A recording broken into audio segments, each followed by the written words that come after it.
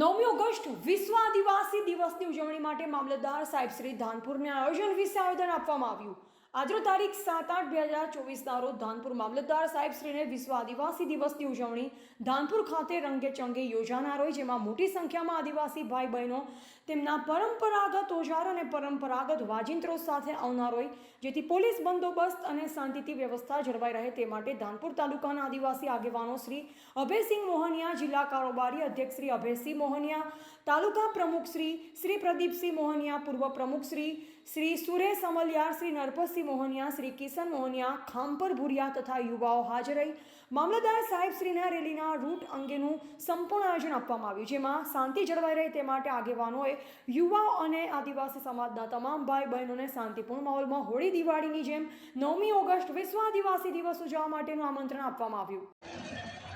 આજે 9મી ઓગસ્ટ રાષ્ટ્રીય ઘોષિત કર્યો છે આદિવાસી વિશ્વ દિવસની ઉજવણીના ભાગરૂપે ધાનપુર તાલુકાના સૌ આદિવાસી ભાઈ બહેનો ઉમંગભેર ઉલ્લાસભેર તહેવાર મનાવી શકે એના માટે માન્ય મામલતદાર સાહેબને આજે એક સંયુક્ત બેઠક મળી. એમાં આવીને રેલીના રૂટ વિશે સાહેબને આવેદન કે કાગળ આપવામાં આવ્યો. એમાં આપણી રેલી વિશ્વ આદિવાસી 9મી તારીખે કોટંબી ડુમકા ચોકડીથી પ્રસ્થાન થશે સવારે 9 કલાકે, અને ત્યાંથી ધાનપુર બસ સ્ટેન્ડથી કંચેટા ચોકડી, કંચેટા કોટ ચોકડીથી પીપેરો ચોકડી, પીપેરો આશ્રમ, અને ત્યાંથી બારિયા ચોકડી પીપેરો એ રેલીનું પૂર્ણાહુતિ કરવામાં આવશે. એમાં સૌ આદિવાસી ભાઈ બહેનો એટલી અપીલ કરીએ છીએ કે આપણને વિશ્વ આદિવાસી દિવસ ઘોષિત કર્યો છે, એને રંગે ચંગે ઉજવણી થાય, આપણી સંસ્કૃતિ, આપણી બોલી પરંપરા અને આપણી સંસ્કૃતિ ઉજાગર થાય, એને ભૂલી ન જવાય.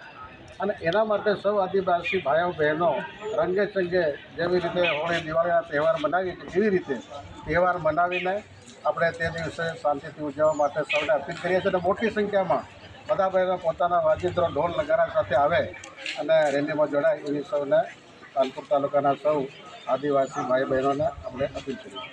શાંતિપૂર્ણ રેલી યોજાય એના માટે આપણે કઈ રીતે વ્યવસ્થા કરી છે? શાંતિપૂર્ણ રેલી યોજાય એના માટે અહીંયા પોલીસ સ્ટેશન સુધી જાણ કરી છે. પોલીસ પીએ સાહેબને, તેમનો સ્ટાફ આવે અને સ્વયંભૂ જાતે પોતે દરેક ગામના કાર્યકર્તા મિત્રો અને જે આદિવાસી પરિવાર જે આપણું કન્વીનરથી માંડીને જે સમિતિ છે એ બધા પોતપોતે ગામમાં અપીલ કરે કે ભાઈ પોતે પોતાના વેશભૂષાની અંદર આવીને શાંતિપૂર્ણ કોઈ પણ જ્ઞાતિને કોઈને પણ નુકસાન ન થાય એ રીતે પોતપોતે સ્વયં રીતે પોતાના ગામના સરપંચો, આગેવાનો, તાલુકા સભ્યો, જિલ્લા સભ્યો, સૌ આગેવાનો અને સૌ આદિવાસી ભાઈઓ બહેનો બધા મળીને પોતે પોતાની રીતે શાંતિ જાળવે એવી અપીલ કરવામાં આવે.